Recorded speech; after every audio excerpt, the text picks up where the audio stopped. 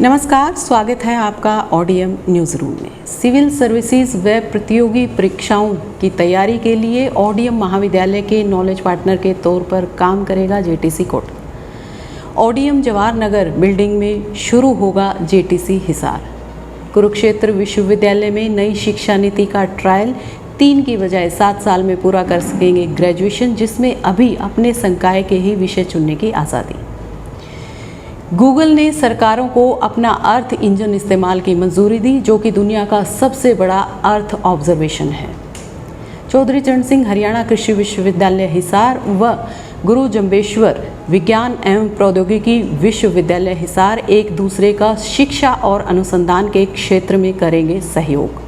Business reforms action plan की report के अनुसार Haryana ease of doing business की सूची में टॉप 7 में शामिल। वित्त मंत्री के अनुसार राज्य ने BRAP को अच्छे से किया लागू।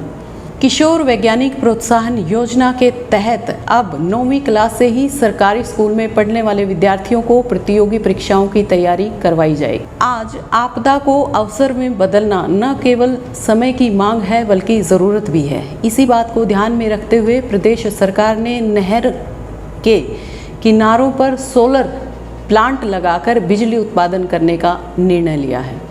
बागों के लिए विशेष अनुदान योजना लागू। अब प्रति एकड़ 19,500 रुपये मिलेगी बागों के लिए अनुदान राशि। जेटीसी संस्थान कोटा अब ओडीएम महाविद्यालय के नॉलेज पार्टनर के तौर पर काम करेगा।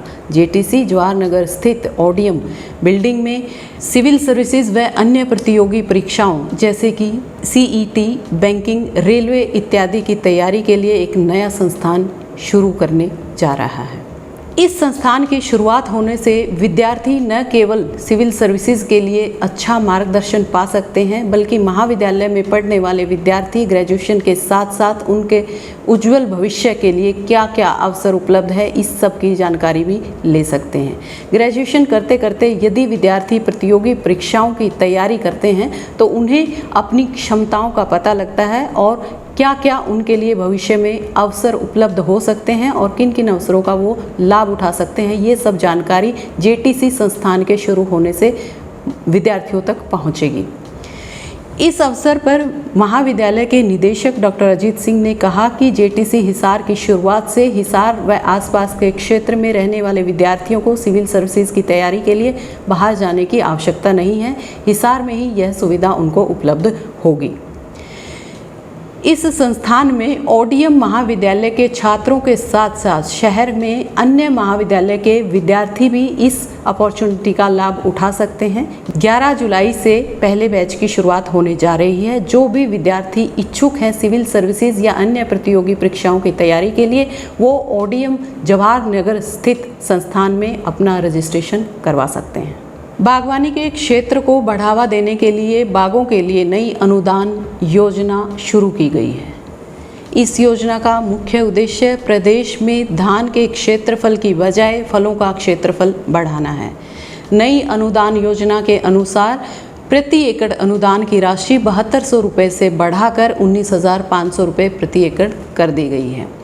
ज़्यादा से ज़्यादा किसान इस योजना का लाभ उठाने के लिए फलदार पेड़ों के बाग लगा सकते हैं।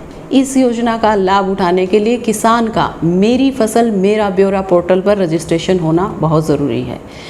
आपको बता दें कि एक किसान केवल 10 एकड़ तक इस योजना का अनुदान का लाभ उठा सकता है। हरियाणा में सौर ऊर्जा पर आधारित बिजली उत्पादन को बढ़ाने की योजना बनाई गई है।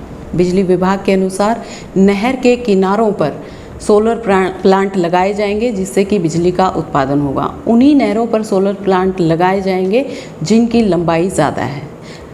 फसल अवशेष से भी बिजली उत्पादन किया जाएगा। इसके साथ साथ पराली के प्रबंधन को देखते हुए उससे भी बिजली उत्पादन किया जाएगा। लेकिन सरकार के प्रयास काफ़ी नहीं है किसी भी प्राकृतिक संसाधन को बचाने के लिए। प्राकृतिक संसाधन तभी बच सकते हैं जब हम सब मिलकर प्रयास करेंगे और कम से कम उनका इस्तेमाल करेंगे। अच्छा और इष्टतम इस्तेमाल करके उनकी बचत करके हम अपने प्राकृतिक संसाधनों को आने वाली पीढ़ियों तक बचा कर रख सकते हैं। किशोर वैज्ञानिक योजना के तहत अब सरकारी स्कूल में पढ़ने वाले विद्यार्थियों को 9वीं कक्षा से ही प्रतियोगी परीक्षाओं के लिए तैयार किया जाएगा। इस तरह की कोचिंग के लिए पूरे प्रदेश से 51 बुनियाद केंद्र बनाए जाएंगे ताकि बच्चों को घर और स्कूल के नज़दीक ही कोचिंग उपलब्ध करवाई जा सके। इस योजना के 2 चरण होंगे। पहले चरण में प्रत्येक जिले से 150 से 200 बच्चों का चयन किया जाएगा जो कि बुनियाद केंद्र की सहायता से ऑनलाइन कोचिंग लेंगे। कुल 3000 बच्चे विभिन्न बुनियाद केंद्रों से ऑनलाइन कोचिंग ले सकेंगे। सेकेंडरी एजुकेशन डिपार्टमेंट हरियाणा सरकार के अनुसार 3 से 18 जुलाई तक इच्छुक बच्चे इसमें रजिस्ट्रेशन करवा सकते हैं। बच्चों का चयन परीक्षा के आधार पर ही किया जाएगा।